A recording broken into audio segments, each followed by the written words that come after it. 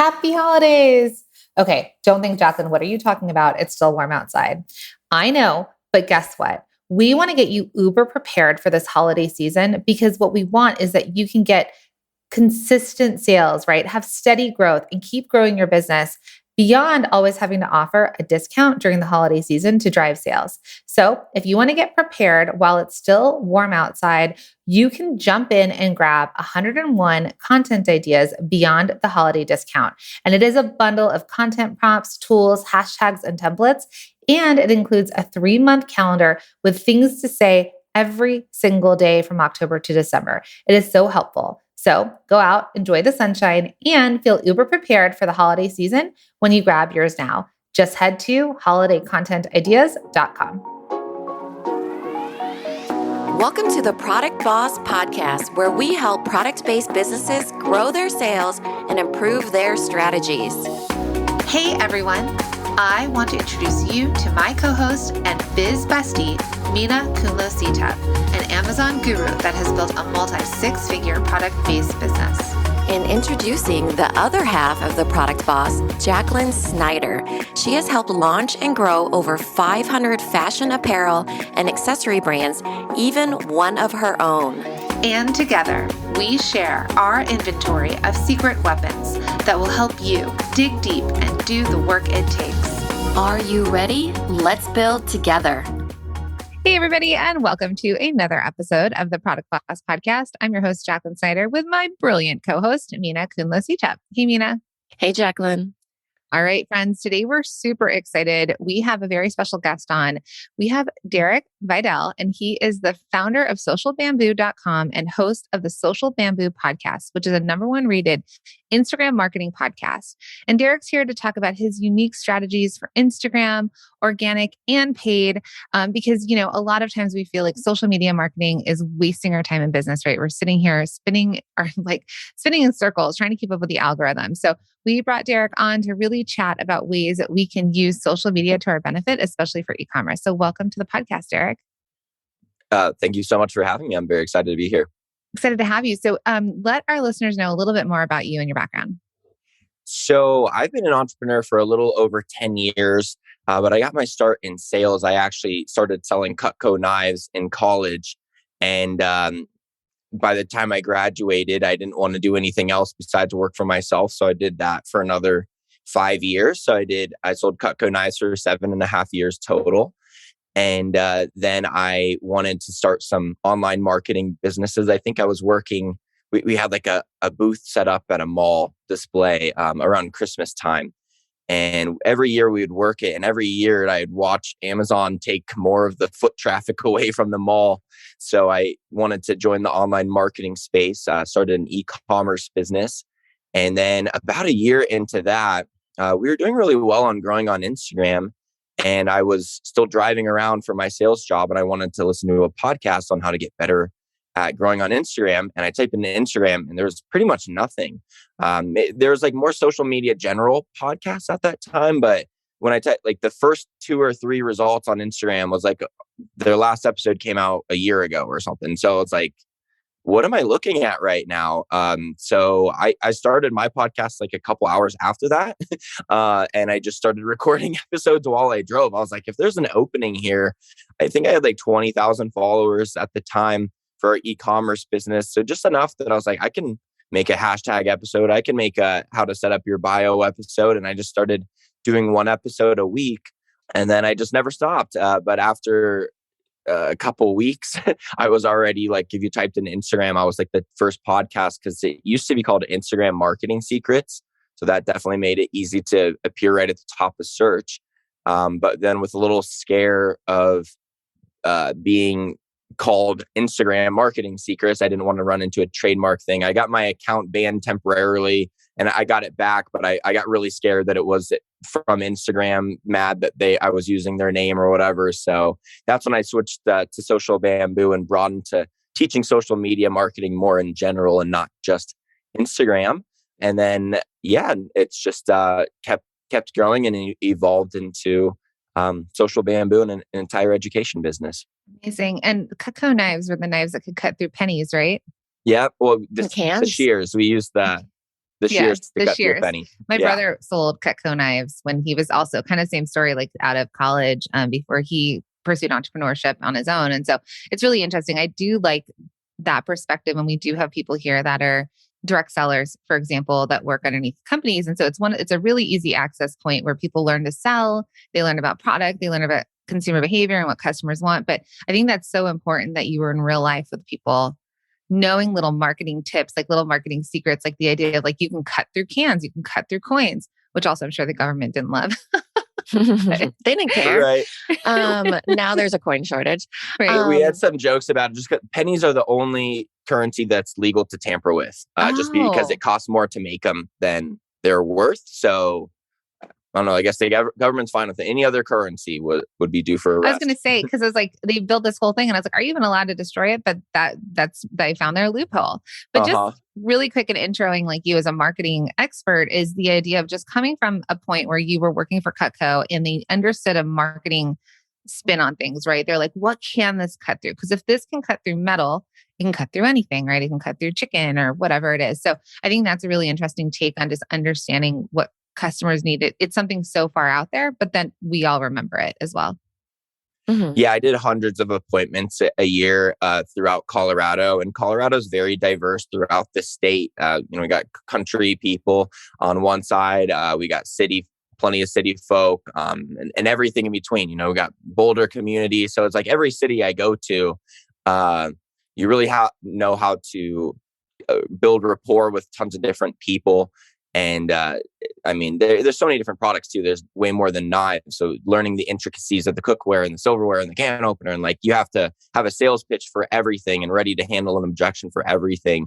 And bringing that online, that's where I really realized I was more needed, because there's a lot of people who know how many hashtags you should use, but there's only so many people who know also how to sell the product in the end.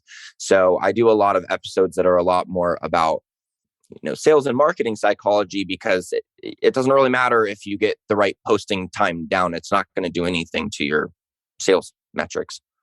Right. Even with your journey, you started off with Instagram because you really saw the gap, being an entrepreneur and being a marketing person yourself, you saw the gap of what do I need to speak to? But it really comes down to understanding that Instagram is a tool, and that people can utilize it for their business, for their marketing, for their consumer connection, essentially. So you've been in it where it was started off as where everybody thought of it as a social media fun tool. And now it's more of a not so fun tool for a lot of people. So can you talk to us a little bit about what you've seen throughout the years, like where it started and kind of where it is now, which is a fun TikTok or Instagram trend, right? How it started, where it's now, Oh yeah, yeah. how it's going or whatever. Forget the trend. So I started Instagram from an e-commerce business 2018, and then the feed was filled with, here's the content of whoever's the best hashtaggers. So it was really easy to grow in business. You could post the stupidest post about, here's a sale on my product, but I hashtagged it great. So it went viral. And that's all great and all for us businesses. And I think a lot of people that I work with, like, they still complain about it. I'm like, if it was like that, the app would be deleted at this point, because TikTok would just have such an advantage over the entertainment style. So now the feed is filled with the best content rather than the best hashtaggers who posted at the best time. So that's great. But it also means that you actually have to be good at content creation. And if you post something that is blatantly promotional, of course, it's not going to go anywhere. Like, that doesn't get very many likes compared to entertainment-based content. So you really got to be a lot more sneaky with marketing your product. And it makes platforms like Instagram and TikTok, even more so TikTok, that brand awareness is more the marketing objective there than leading to like a sales funnel. It can be really difficult on TikTok, but you got such high reach that TikTok's great for brand awareness. Instagram is basically businesses doing TikToks at this point. So it's a lot easier to like make reels and kind of talk about what you do at the same time. It really has become, if you want to thrive in the organic marketing sense. Valuetainment, is a pretty common expression, but you gotta have both. You can't just be like, here's our new product with, without saying anything else.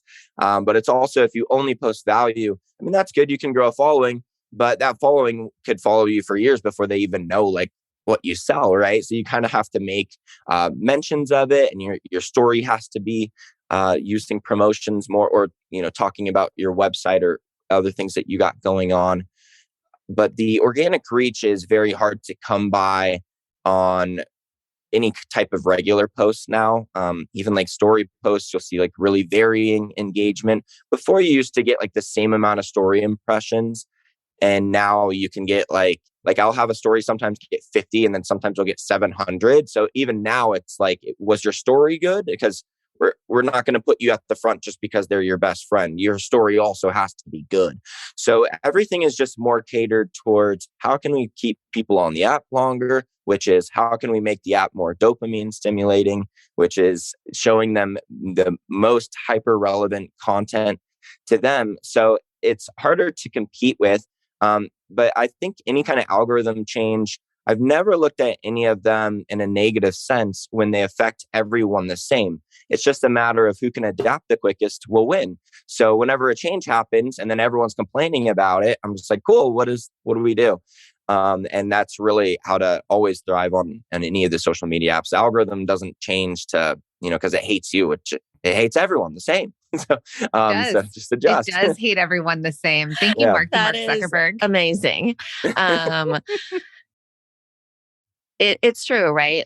Because it's hard for everyone. We think, oh yeah, what is that? The algorithm favor? Well, who does it least favor? All of us, So even people running tons of money in ads, they still don't give the organic reach. You don't get favoritism whatsoever. It's like an unrequited love by Mark Zuckerberg. We call him Mark Zuckerberg. What are you seeing that's working on TikTok versus Instagram? Is there any variance? Do you feel like that? Okay, you said brand awareness, right? Brand awareness really works on both. And I love that. I think that definitely that is true, right? You're getting to know them and socially know, like, and then to trust them. So are there any differences that you're seeing of TikTok versus Instagram? As far as what type of content does well, I think each person will just kind of find whether their content resonates better with one audience or the other. I'll have a post do really well on Reels that doesn't do well on TikTok, like the same exact one. And I don't have nearly as many followers on TikTok. I had to restart a TikTok actually because on my personal account, just called Derek Videll, I had 2 TikToks go viral that was me just doing a trend and had nothing to do with social media. And I gained 17,000 followers from those 2 posts. And none of them have anything to do with social media. So anytime I post anything serious, it just instantly flops. So I started a new account. And the thing on TikTok is the followers don't matter that much. If you post an amazing piece of content and you have 0 followers, like they can figure it out. So their algorithm is quite a bit better. But it's just also the frame of mind that people are in. On TikTok, if you're scrolling and then an ad comes up, it's like, what is going on right now? You're like, this is my fun time. Like, this is the fun app. What are the businesses doing here? On Instagram, you're just so used to seeing it. So it's a lot easier to be a business and do a reel that's talking about your business a little bit on TikTok. It's just so much more meant for, like, I know they say, oh, it's not the younger generation anymore. There's plenty of older people. That's totally true. But it still is, a lot of young people, and it's them having fun. I almost look at it like Facebook when I was in college. I was like, keep the businesses off for now. We're having our fun. Were you going to say old people, Derek? No, I was not. when TikTok first started, it was like farts. Anyone over 30. There was a hashtag, right? It was like over 30, like, get the moms off TikTok.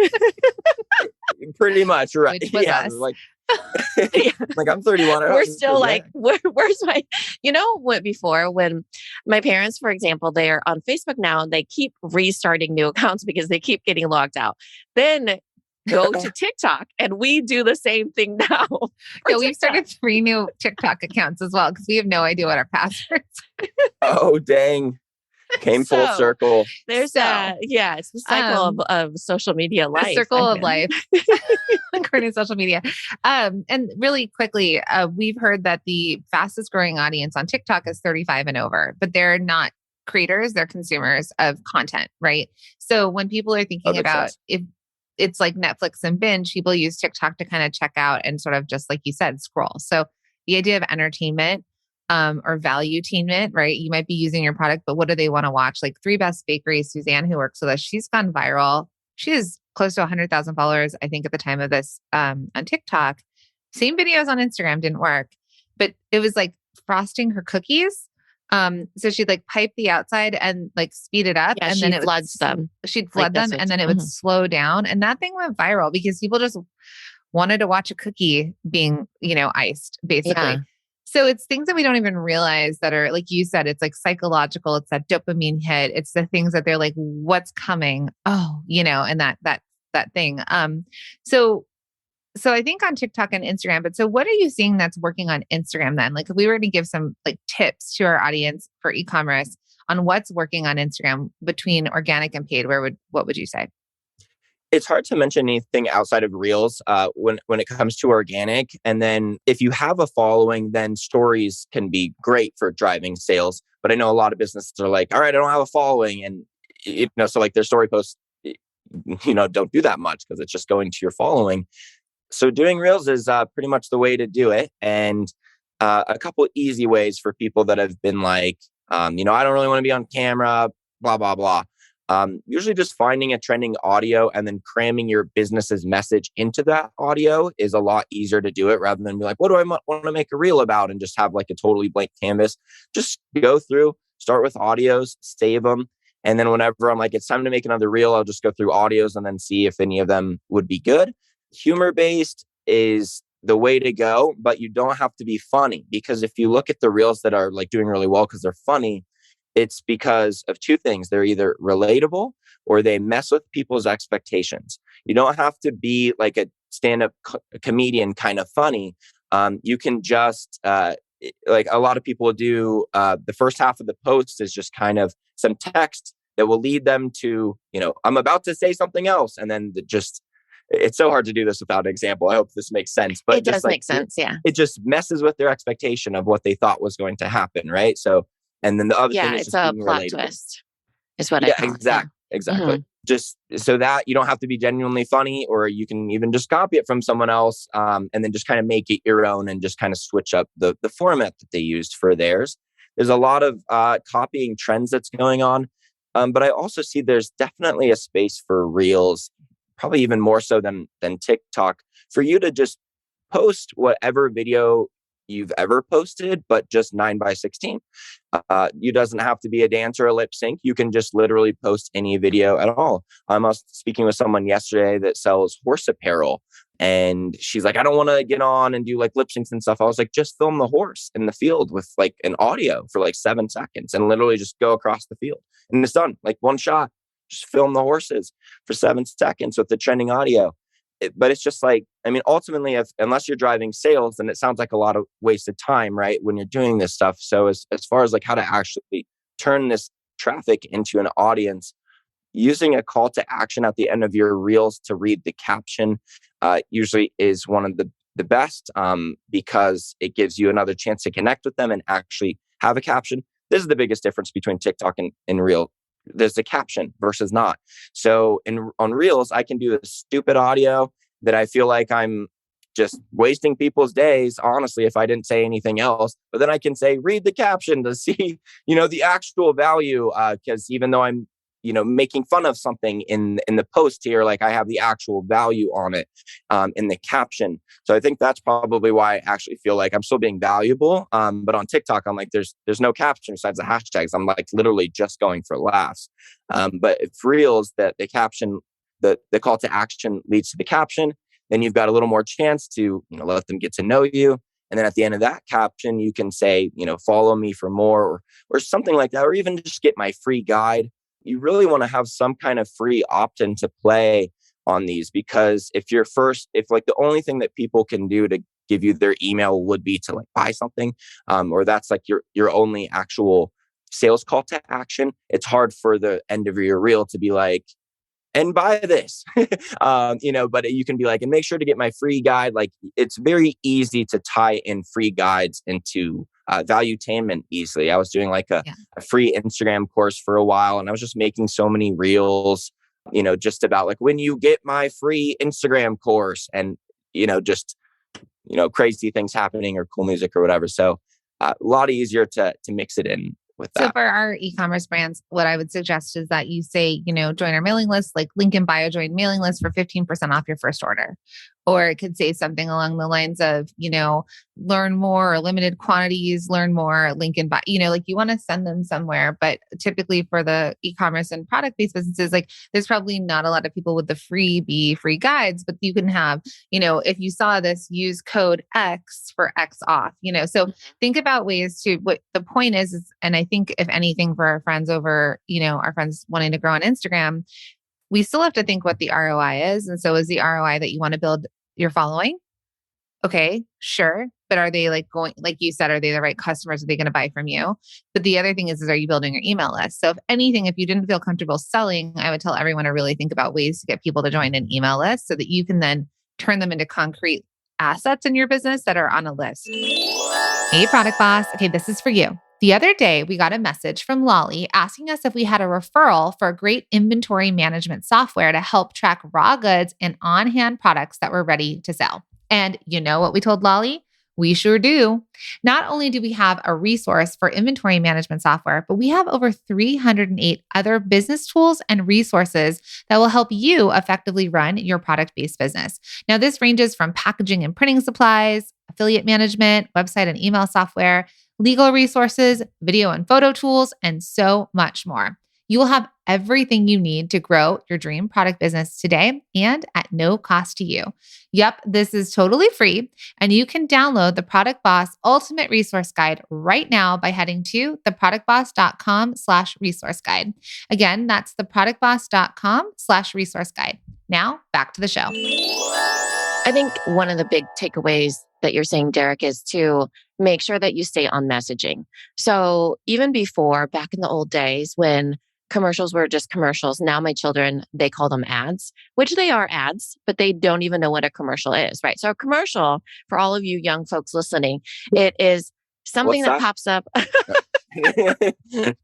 Something that pops up on the television and has commercial. He's like, what's that? Completely brand awareness. Okay. Completely brand awareness. Same with radio ads, same with billboards, completely brand awareness. It has everything to do with messaging and not so much to do with conversion.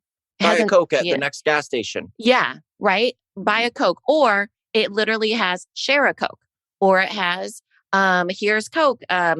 If only this sound could translate to a billboard, right? Remember all those ads that were like sound-o-vision sort of ones?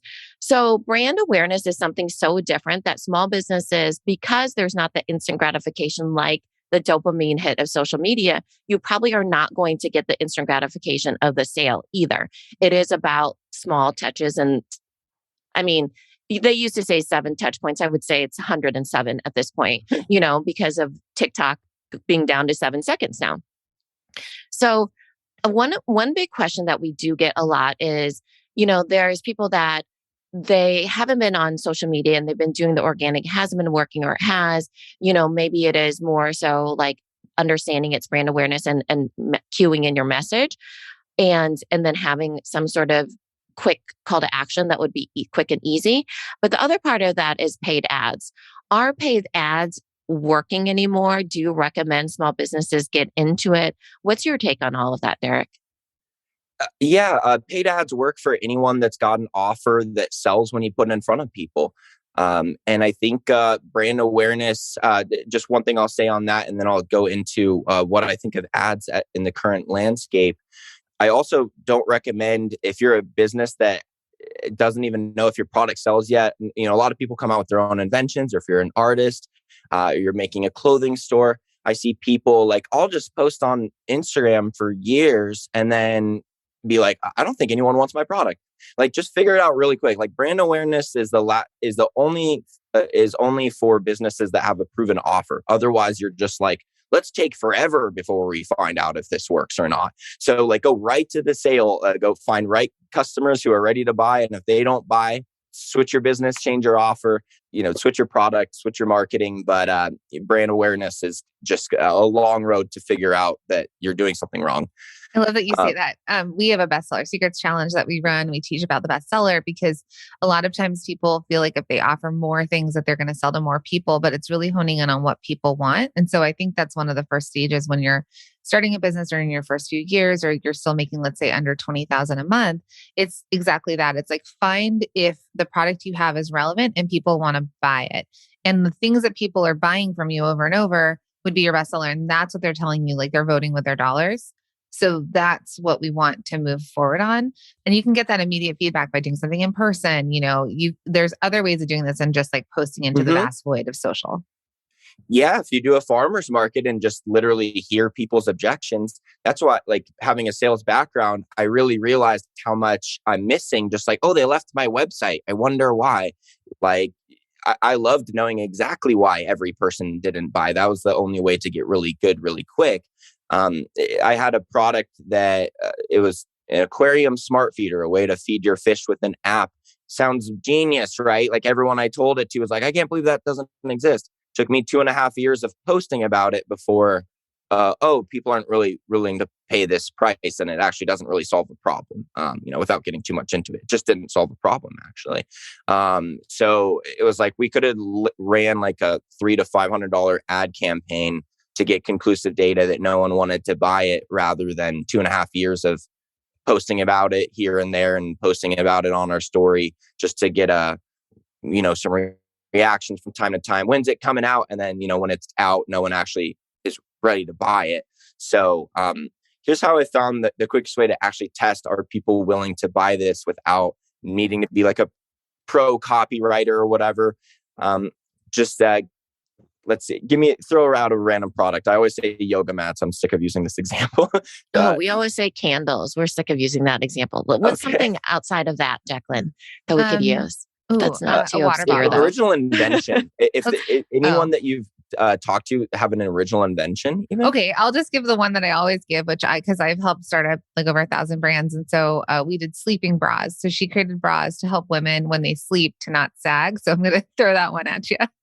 Okay, cool. So if you're just coming out with that and you're like, I don't really know how much people would want this, rather than coming out with an ad campaign where maybe you go on the streets and you're like, what did you think of the sleeping bra? And you get these testimonials where you make this copywriting about how doctors say that if you wear the sleeping bra 27% of the time, you get better sleep and longer REM cycle. Like all of that gathering stats and all those pitches, usually it takes a bunch of different ad angles that you test before you get it right. You're probably going to do like 20 different ad angles, tons of different content, retargeting ads. And then to the point of at least 7 times that they have to see it, you can't even make a decision on whether it's working or not until you have that frequency, right? Because if you're like, all right, it's shown to people an average of 2 times.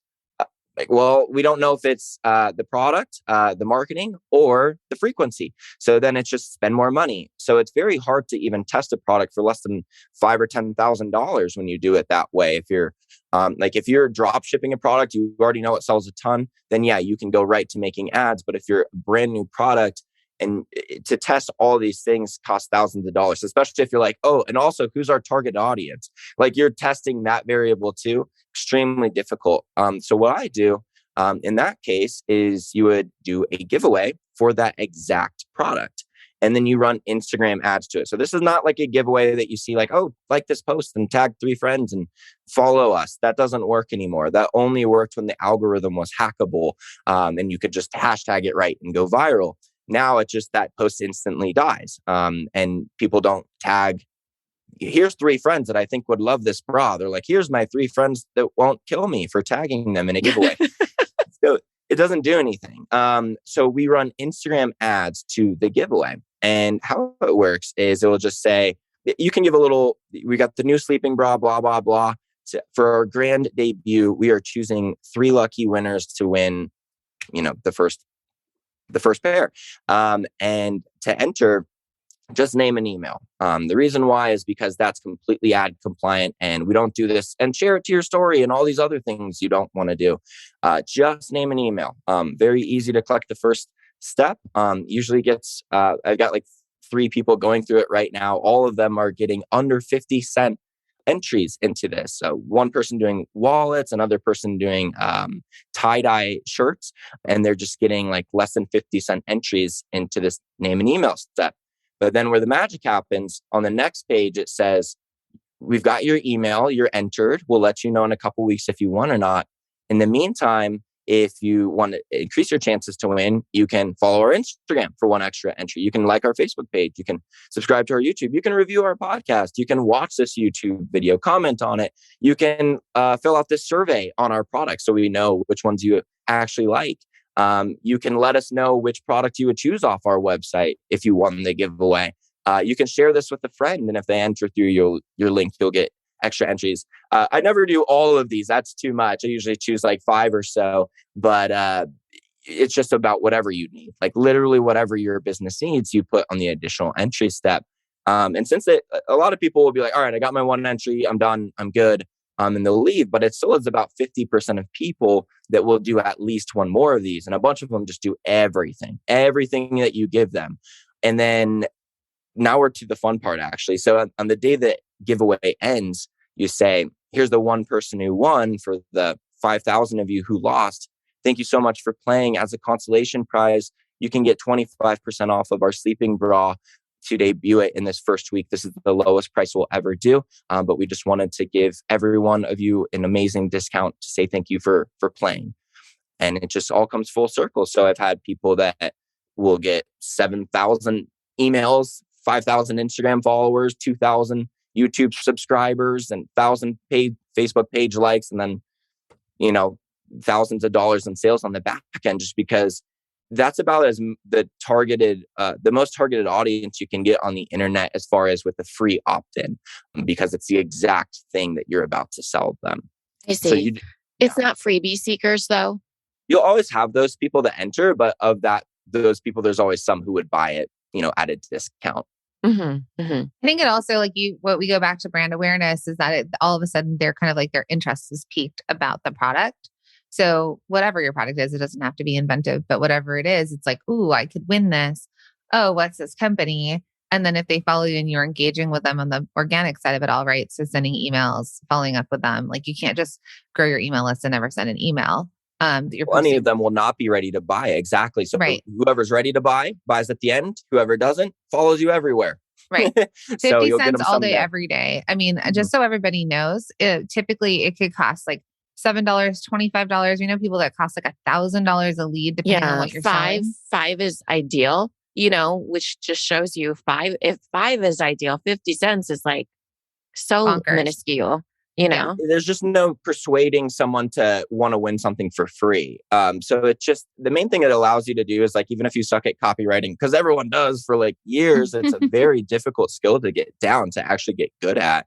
Especially like, all right, I got like 6 sentences to completely persuade this person who's never heard on me, who's on a very fast Instagram scroll to buy my product. Like, extremely difficult task, right? But if it's just like, for our grand debut, enter to win, just something more simple, there doesn't have to be any persuading going on. So how do you support your clients, or if someone was like, oh, I want to learn more about this, how could they learn more?